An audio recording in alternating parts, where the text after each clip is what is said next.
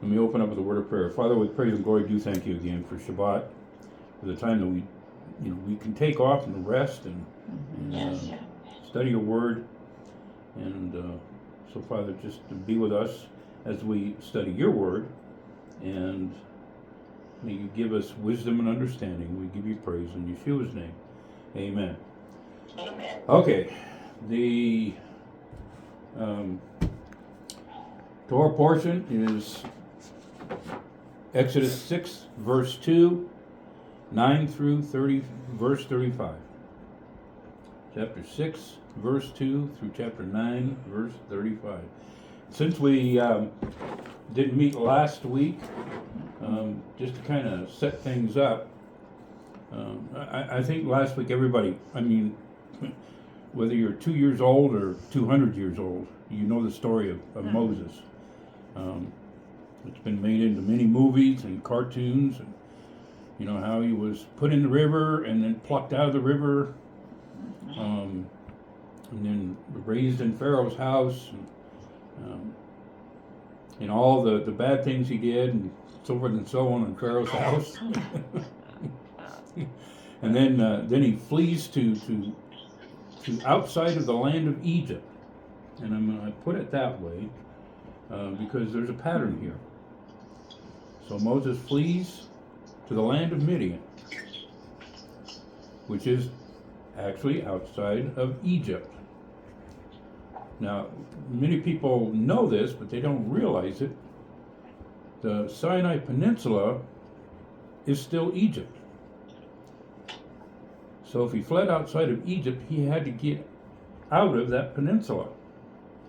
And that's where he crossed the water, and the children of Israel, when they went out, and they went across there, which was the land of Midian. And I think a lot of people, there's a fair amount of researchers and people that try to find these places have found that, yeah, he was in the land of Midian. Okay, then, so he leaves Egypt. Now he gets the call 40 years later. He gets a call to come back to Egypt, but the one who's calling him is the Most High. Okay, and he's going back for a specific reason. And he knows the reason to rescue the children of Israel. Now, I think if most of us were honest with ourselves, it's not something we would want to do, especially since you were, if you're Moses and you're wanted in Egypt for killing a soldier, then it's going to be, man, I'm not going back there even after 40 years. However, that was the plan of Yahuwah, was to go back, take him and use Moses. And so, and for a specific reason, and that is to rescue the children of Israel. Okay, so now in our Torah portion, this is where we pick up the story. So I want to start off in Exodus chapter 6. Let me get my scriptures open here.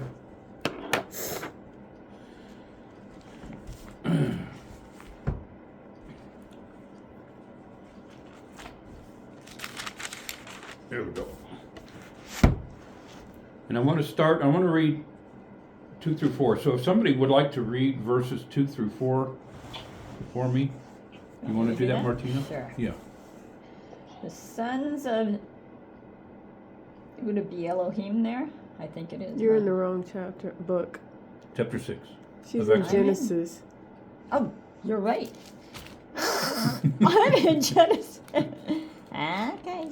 We'll go back to Genesis Thank you. for one thing, but not right now. Before I read something. So would it be Elohim there, or Yahuwah, or? That would be Elohim, would be. Okay. Yeah. Elohim spoke to Moses and said to him, I am Now that's, Yahuwah. yeah. I appeared to Abraham, to Isaac, to Jacob as Yahuwah Almighty, but by my name Yahuwah, I was not known by them. I also established my covenant with them to give them the land of Canaan in which they were living as resident aliens. Okay.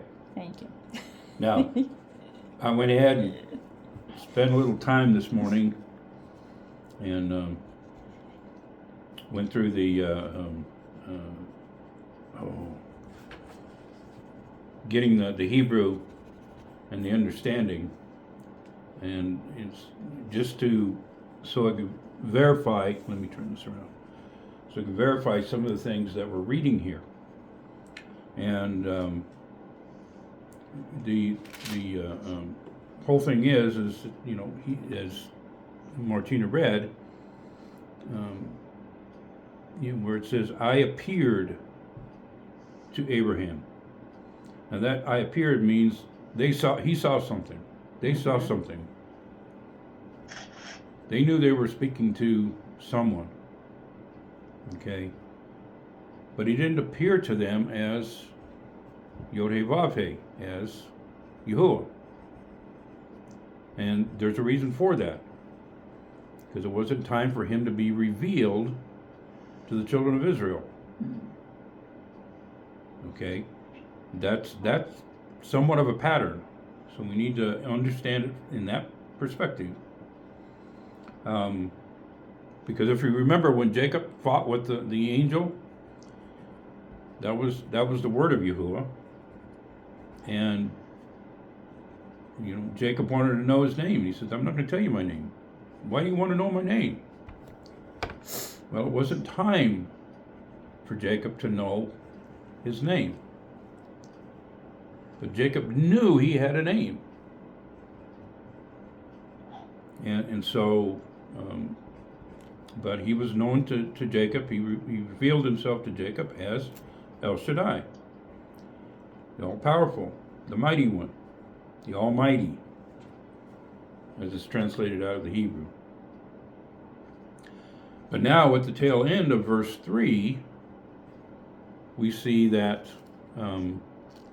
he is to be known to or revealed by the name Yod-Heh-Vav-Heh, or Jehovah. Okay. And so this is how this starts off now. So now Moses knows his name. And we can go back to chapter and see where he was interacting at the bush. All right. And so, but we have in verse 4, now let me read as the Hebrew reads in verse 4. "And I have also established," okay, Aleph Tav, "my covenant with them, to give them the land." Okay, to give them the land of Canaan, Aleph Tav, the land of their pilgrimage, wherein they were strangers. Now that's how the Hebrew reads. But I wanted to point that out because of the mention of, or the setting of the Aleph Tavs. There's 3 set alone Aleph Tavs in that message. Okay. Where are they again, David? In there? All right. Where? It is after the word established. You have Aleph Tav, which is pointing to my covenant. So the Aleph Tav would be before my covenant. Okay. All right. And then you have the Aleph Tav is set before is set before them the land, the giving of the land, them the land of Canaan. But Okay, so it's between give and them? Yes, between give and them, yes. Thank you. I got to straighten this out in my mind as I'm reading this. So. And then after the land of Canaan, you have the Aleph Tav pointing to the land again. So you've got two places where it's pointing to the land. He says, I'm going to give them the land, but then they are going to inherit the land. That's the interpretation. Inherit the land that was given to Abraham, Isaac, and Jacob. Now, I think we'll come to that here in just a minute. Okay, I want to go down to verse 6.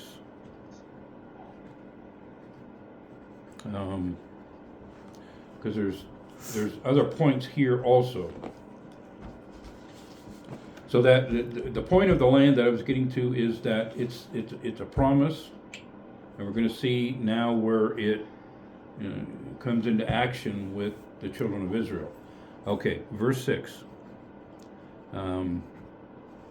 Therefore, say to the children of Israel, I am Yahuwah. I shall take you out from under the burdens of Egypt. I shall rescue you from their service. I shall redeem you with an outstretched arm and with great judgments. Verse 7. I shall take you to me for a people, and I shall be an Elohim to you, and you shall know that I am Yahuwah, your Elohim, who takes you out from the burdens of under Egypt. Okay. Now, one of the things I want to point out in those two verses, there's 5 points of action. Okay, 5 points of action that is taken in this verse by Yahuwah. Number 1 is, I shall take you out. And the reason I'm pointing this out is because I've come to the conclusion that this is the same pattern that he has used in several places, but he's going to use again in the end when he gathers his people back together and puts them into the land and brings them back to the land. So, first thing is, I will take you out from under the burdens. I will, okay. And 2, and I shall rescue you from their service, or from their bondage. I will rescue you from your bondage. 3, this is an important one. I shall redeem you with an outstretched arm and with great judgments. I shall redeem you with an outstretched arm and with great judgments. Now, this is all prior. And this is what's going to take place in Egypt. But this is all prior to them being delivered from their bondage. Okay, but the outstretched arm, I don't think I printed that one off.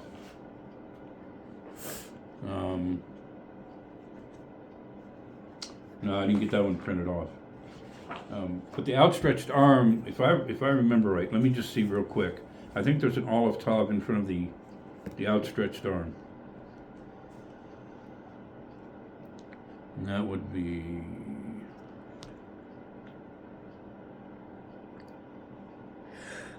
Excuse me. That's There's an off top. Well, there is an Aleph Tav there, but I can't.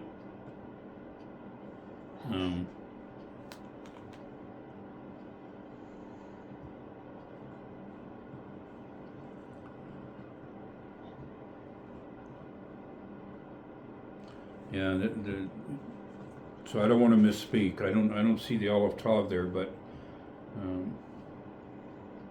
as far as alluding to the outstretched arm, because generally that refers to the word of Yahuwah,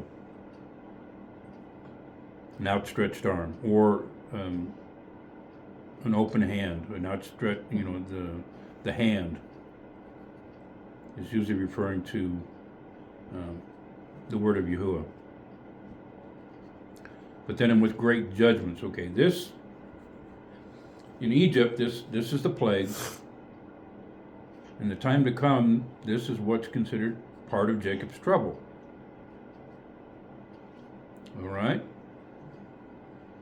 And so, but in that very particular instance there, they're both being redeemed, or what I want to say, being protected from what's going to happen, but the judgments are still going to come. The punishment upon the earth is still going to come. And we see that happening in Egypt It's right there. when we look to it. It's right there. Is it there? Yeah, because this word right here, Hold on here, just let me. that word right there is arm, and the word before it is the Olive top, yeah. See, that's the word I couldn't pick out. Okay, thank you. So the olive top is before arm. And so it's a pattern, but it's one that we need to take notice of, because we really see the interaction of the word of Yahuwah involved here. Okay, so that's now the fourth one is, I shall take you to me for a people, and I shall be an Elohim to you. Now I can take, huh? That's all one? Yeah, that's the fifth. That's the fourth one. I shall take you to me. There's five of these points that I want to get across. Points of action.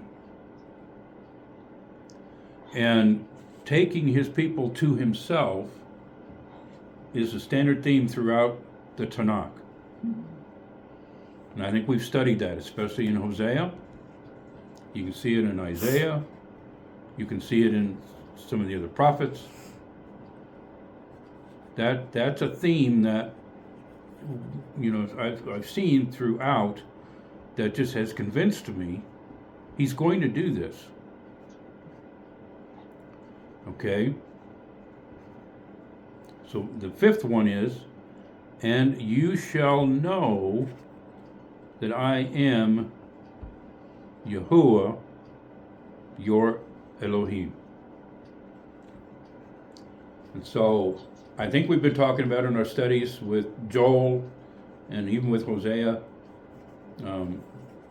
maybe Amos, that the people, the children of Israel, especially the chosen ones, and I believe the called ones too, will know who he is, will know that it can't be any other God. And they will know. And as I've said, the people of the earth will know who the God of the children of Israel is also. Now, before I go on to verse 8,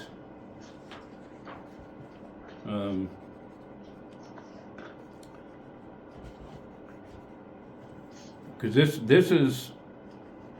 is also an action. This could be number 6.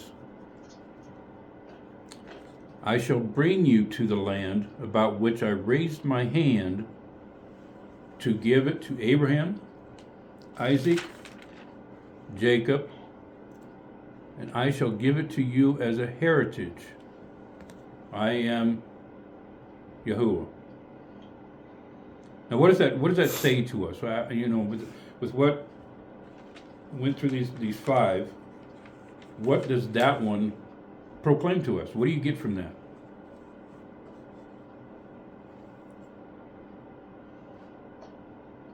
It's the covenant? Okay, it's the covenant, but it's more than it infers more than that. He's going to keep his promise. Okay, he's going to keep his promise. It's the fulfillment of the covenant. Okay, the fulfillment of the covenant, the fulfillment of his promise. But not only that, now it's a definite when Moses tells these people, it's a definite that now they have become the inheritors of the land. No one else. They and they alone. They hold the promise. And this is the dilemma we're in today. This is how I see this. It's because our Jewish brethren see themselves as the only inheritors, that there's none other. But that is not true. And so that is something that still has to take place in the days ahead. I've been thinking, probably the last 2 weeks especially, as we're getting ready to start into Exodus here, that how is this all going to be revealed? How is it going to come to pass to where Yahuwah is going to reveal himself? First, he reveals himself to the children of Israel. Mm-hmm. Okay. Then then the people outside of the children of Israel will realize, oh, they have a powerful God. And I'm thinking, how's that going to happen? Especially when our brethren are still all divided. How is that going to happen? And so that's what I've been pondering, and that's what I'll continue to ponder, just to see, how that's going to take place. But I know it will take place. And it's because it's a pattern. It will take place. Will part of it be with signs and wonders? Yes, and that's because that's the pattern within when Egypt. Yeah. Okay, and then that's sort of what brings me to, since you brought that up, that might be a good place to bring up the time. It's because we get to the plagues. Chapter 8 of chapter 8 in verse 12 Of Exodus? of Exodus. Yes, I'm sorry. That's okay. Last worksheets. The numbers are off. Huh? The numbers are off.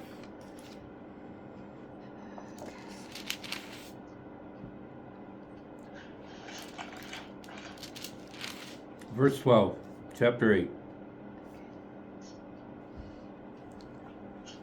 You want to read, Martina, or you want to write? So she said the numbers are off.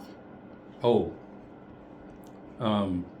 Mine says, then Moses and Aaron went out. What to does yours Pharaoh. say?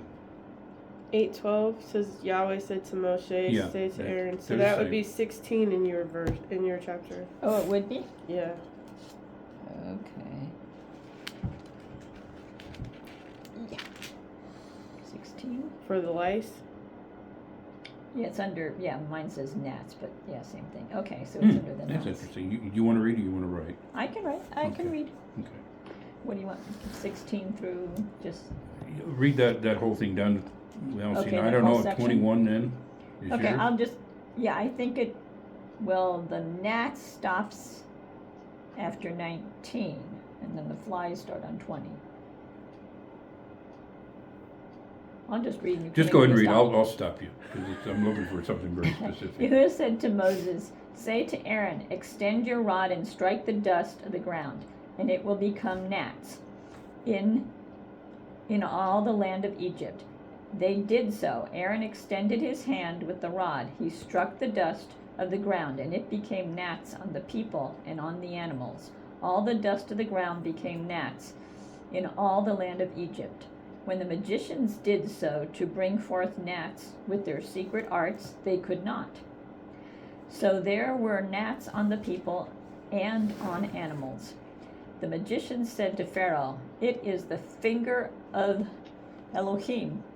But Pharaoh's heart remained hard, and he did not listen to them, just as Yahuwah had predicted. Okay, you can stop there. Okay, so All right. that's 16 to 19. Thank you. I didn't realize we had a verse difference there. Discrepancy, yeah. Okay, one thing I just want to point out real quick is, where Scripture says, and he tells Aaron to stretch out your staff and then strike the dust of the land. I want us to start thinking about that staff that Aaron carried. Because actually, to me, what that is, it's the word of Yahuwah. Mm. The staff is the word of Yahuwah. Because see, when the days come from the time, of Jacob's trouble, what we're going to have is we're going to have just the word of Yahuwah. We won't all have staffs. But if we think of the word of Yahuwah as our staff, then that's what we're going to use. We're going to use his word to proclaim or to magnify some of these things that come upon the land, or to understand them, more importantly, to understand them, to recognize them. And the ones who do not understand them, or are wondering where they're coming from, are going to be like the sorcerers when they said to Pharaoh, "It is a finger of Elohim. It is a finger of God." All right? Well, interesting enough, the word staff, there's an olive tav right in front of it. Okay, very good. There's an olive tav in front of the word staff. So that represents the word of Yahuwah. Maybe that's where I got it. And That's correct. Okay. let's see. Okay, and in different here now.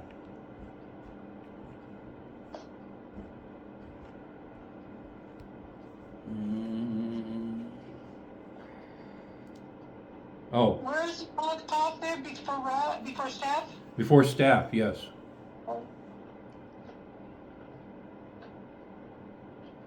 I didn't print that one off, but what I did print off, I know what it was.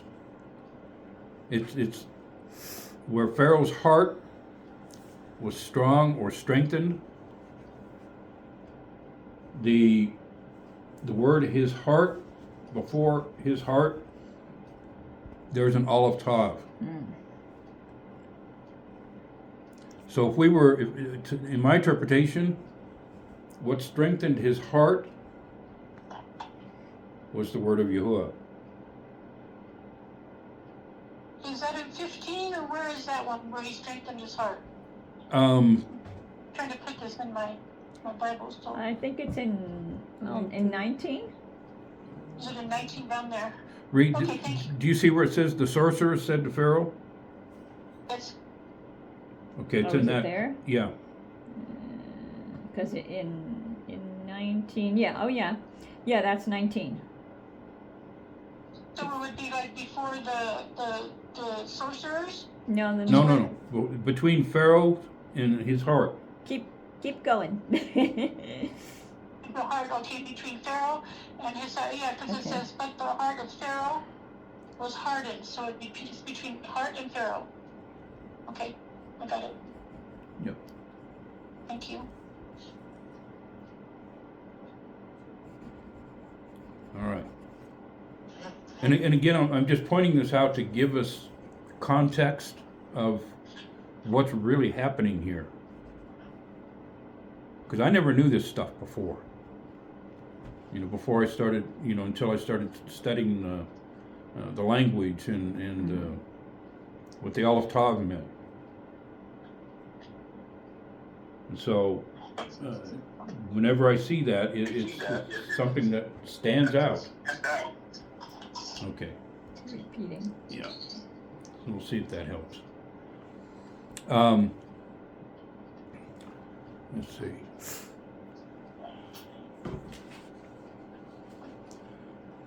So let's see. So again, just to say this again, it's to let you know that it's, even though the way the wording is that Pharaoh hardened his heart, well, we have to know why Pharaoh hardened his heart, and that was because of the word of Yahuwah, is what he told Moses before Moses even went back. I will harden Pharaoh's heart. It was all by his plan, his providence.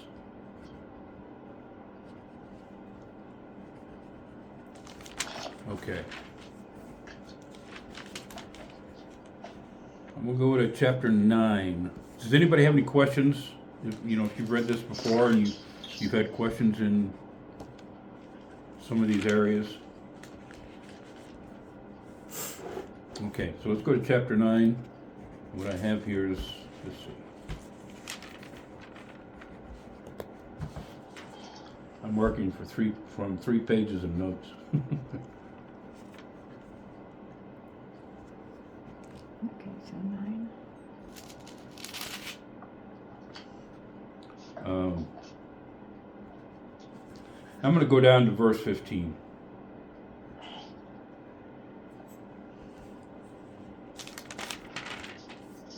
I had another one, but I think I'm going to pass over that one. Oh, wait. No. I can't. We have to read this. It's the fifth plague, the epidemic upon the animals. Is it 9:4? Is that? I have 9:1. The fifth blow, disease. So mine starts in 9:1. It's an epidemic, yeah. Yeah, that's what they call it. So. So how does yours start? And then Yahuwah said to Moses, "Go to Pharaoh and tell him, thus says Yahuwah, the Elohim of the Hebrews, release my people that they may serve me." Okay. Is that? Yeah, go ahead. Okay. Go down. I'll tell reading? you when to stop. Yeah, Okay. I'll tell you So when to now stop. I'm in verse 2. For if you refuse to release them and continue holding them, then the hand of Yahuwah will surely bring a very terrible plague on your livestock in the field, on the horses, the donkeys, the camels, the herds, and the flocks. But Yahuwah will distinguish between the livestock of Israel and the livestock of Egypt, and nothing will die of all that the Israelites have. Okay. More? Hold off just a second. Okay. Can you see? Are you looking up the hand? The hand will. The hand of Yahuwah. Verse 3. Verse 3. Okay. See if the olive top is there. I think it is, but Got a little confusing with the olive tops.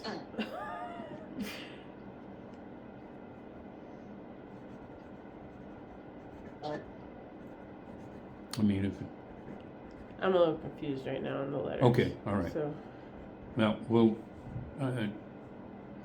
for the consistency of this whole subject, I would think that where the word hand is, it's referring to the word of Yahuwah. So,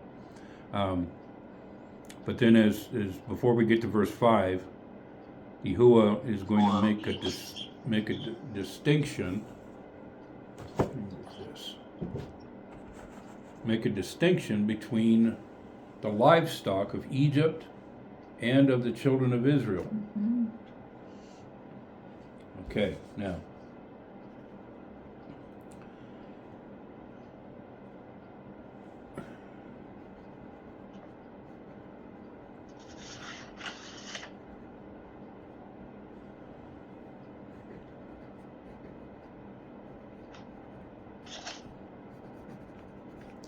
All right. Yeah, I've got okay. The point here that I want to bring out is that he's not only he's making a distinction between the animals in Egypt, between those of Egypt and those of children of Israel. Mhm. Now, so what comes into my mind is, why is that important? Well, the livestock was part of, wealth and food. Right. And clothing. Yeah. Yeah.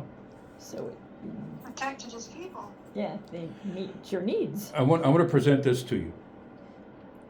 Remember, we just read that the sorcerers of Pharaoh told him that this God of the Israelites is doing this, and he didn't believe it. Pharaoh didn't believe it. So if Pharaoh didn't believe it, there's going to be many others within the land of Egypt that are not going to believe. Which is going to be the same way in the world when Jacob's trouble comes. They're not going to believe. So now we have to make a further distinction.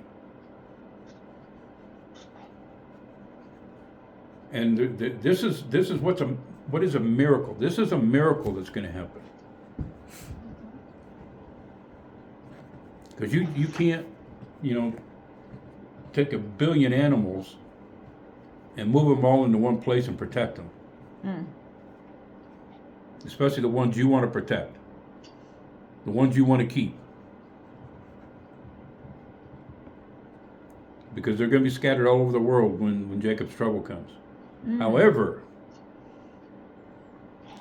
because you have a mighty spirit, speaking for Yahuwah, you can protect them. And it will be known all over the world. Seeing is believing. Very good. Seeing is believing.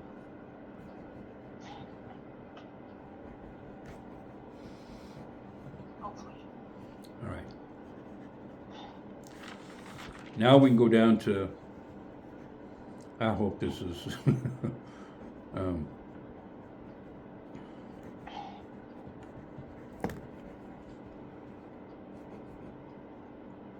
verse 15, chapter 9. And let's see if yours reads the same way. For now, I could have sent my hand. Now let me look up something here real quick. It's there. Oh. There's there. There's an olive tav before my hand. Earlier, it was just connecting the hand to Yahweh. Yeah. Okay. For now, I have sent olive tav my hand and stricken you and your people with pestilence, and you would be, or you would have been obliterated from the earth. I don't think yours reads the same way.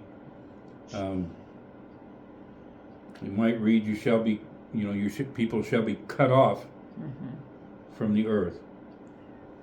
But there are two forms of olive tav before your people.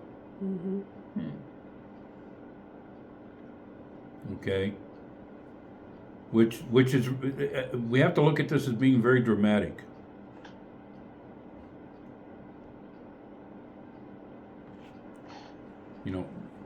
That's very specific, because here he's talking, it's being said to Pharaoh that your people are going to be wiped out, so to speak, or brought to nothing, for the main purpose of, verse 16, however, for this I have let you endure. Oh, that's nice of him. So when we come to Jacob's trouble, now I'm going to forward this beyond where we're at now. I believe he's going to be using the same thing. He's going to let people endure through this. And there's going to be many people that are going to be woken up to what his word has said and is saying, and what will be said in the futures. Because he wants them to know. He wants not only his people, but he wants the people of the earth to know. And there's a multitude of scriptures that talks about that. They will, and speaking about they, all the people will know who I am.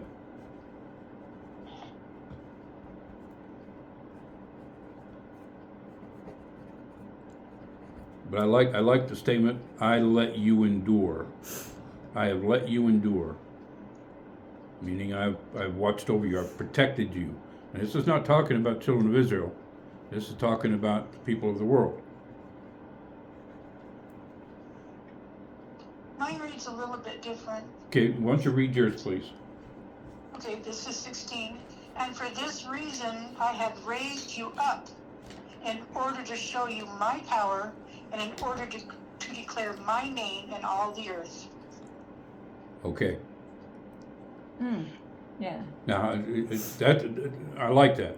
So Yeah. let's kind of understand that. What, especially in the end of times, in Jacob's trouble.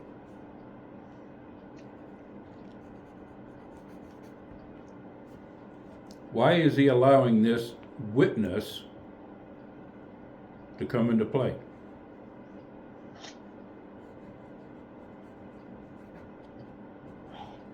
Well, doesn't it say right there to show his power and to declare his name? Okay, very good. Exactly.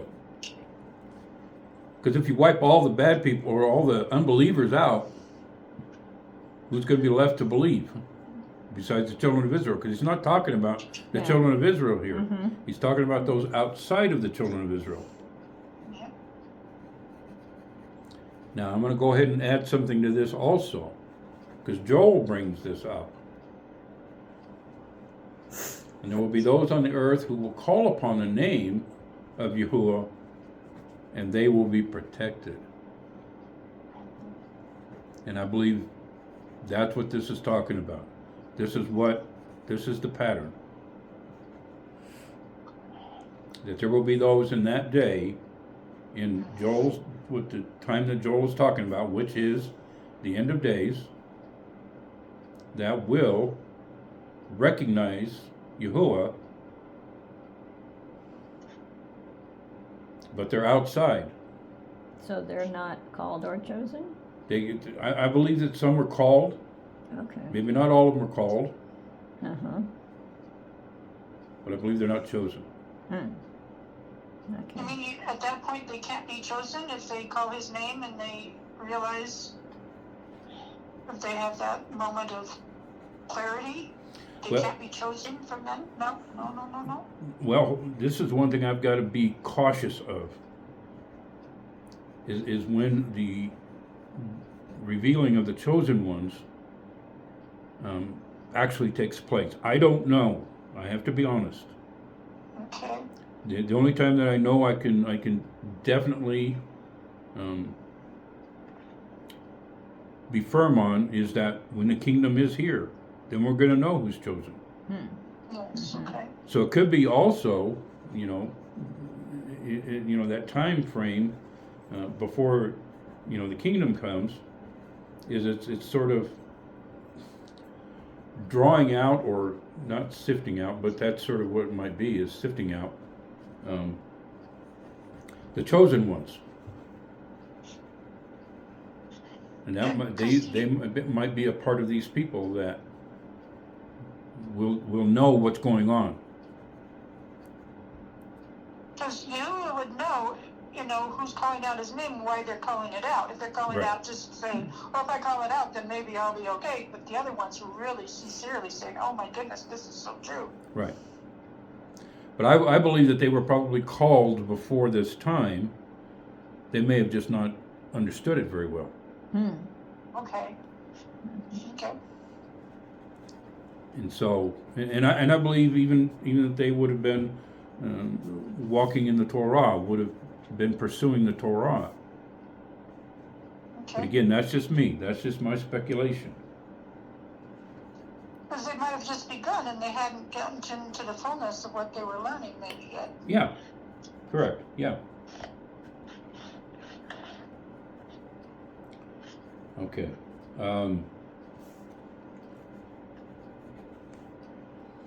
All right. So, but we do know this, that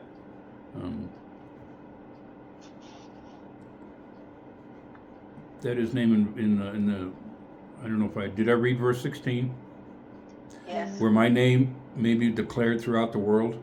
Yeah. It's Yeah. that whole may be declared throughout the world is what to me is most important to understand here. It's his name. So at some point in time, his proper name, however you pronounce it, Yahweh, Yahweh, Yahuwah, Yahovah, however you pronounce it, it will be known at that time.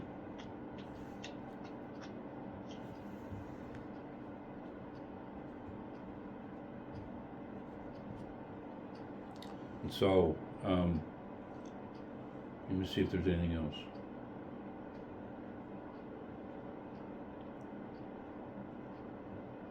I've got one more. Let me just go check something real quick.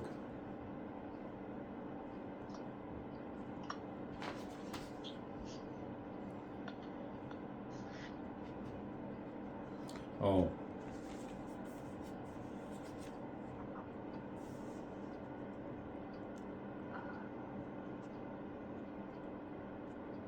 No, I'm gonna pass on that one. Okay. Any questions, any thoughts? Anything else maybe you wanna bring up?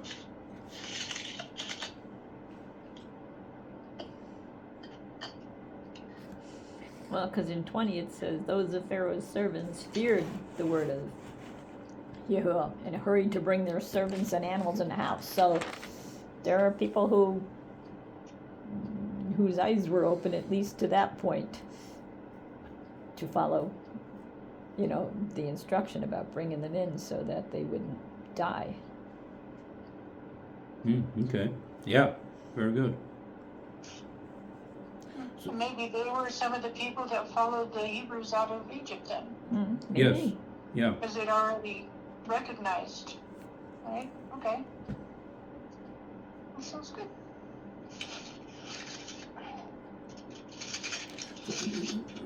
Part of the point that when I go through this and study this out is to really try to put it into action, when Jacob's trouble comes. Because the pattern is here for a purpose and a reason. And this story, this account of Moses, we read in the Word, is to be told throughout the earth.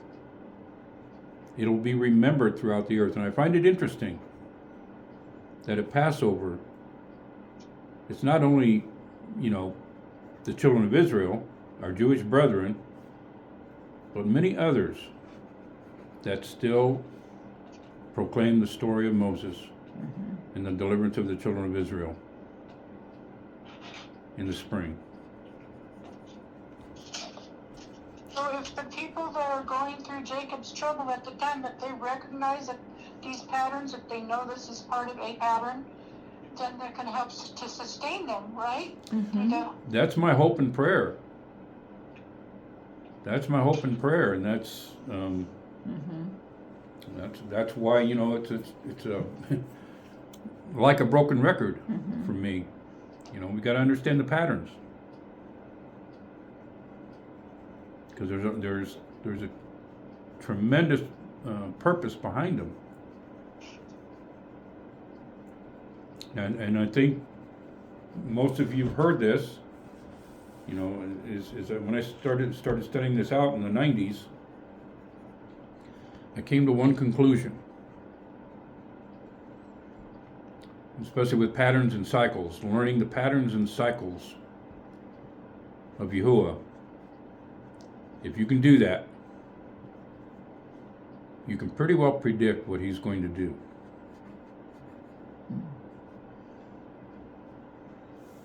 And if you stay with that, then you're not going to get off into some weird thing. Because it always should point us back to the Torah.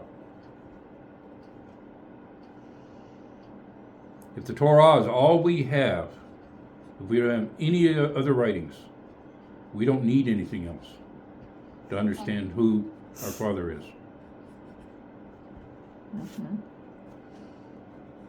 Now, a lot of people don't like hearing me say that. Right.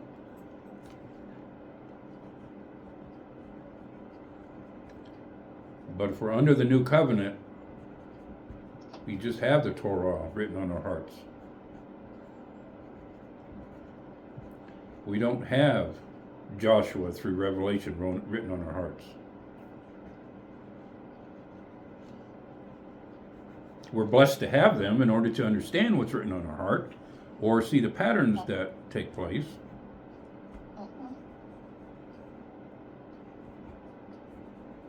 But the word of Yahuwah is very, very distinct, precise, and it's fulfilling.